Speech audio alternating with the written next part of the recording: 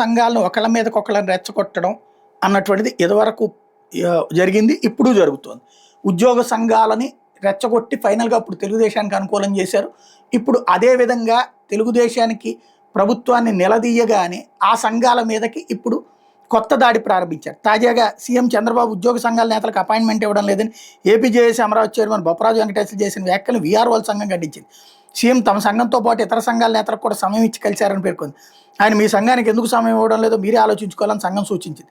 ఈ మేరకు సంఘ అధ్యక్షుడు రవీంద్రరాజు, ప్రధాన కార్యదర్శి అప్పలనాయుడు ప్రకటన జారీ చేశారు. వైకాపాలనలో జాయింట్ స్టాఫ్ కౌన్సిల్ సమావేశంలో ఉద్యోగులకు రావాల్సిన బకాయిలు సమస్యల మీద మాట్లాడకుండా మీరెందుకు మౌనంగా ఉన్నారని ప్రశ్నించారు. కరెక్టే, అందుకే వాళ్ళని దించేశారు కదా. ఇప్పుడు మరి వీళ్ళు ఇప్పటిదాకా కనీసం మధ్యంతర భృతి రాలేదు, కనీసం పిఆర్సీ లేదు, 4 డిఏలు అట్లాగే ఉన్నాయి. పోనీ అది వీళ్ళు ఇప్పించచ్చుగా కలవడం అవకాశం ఉన్నటువంటి వాళ్ళు. అంటే ఉద్యోగుల్లో ఒకళ్ళ మధ్యన ఒకళ్ళ చిచ్చును రాజేస్తాయి పత్రికలు ఇప్పుడు.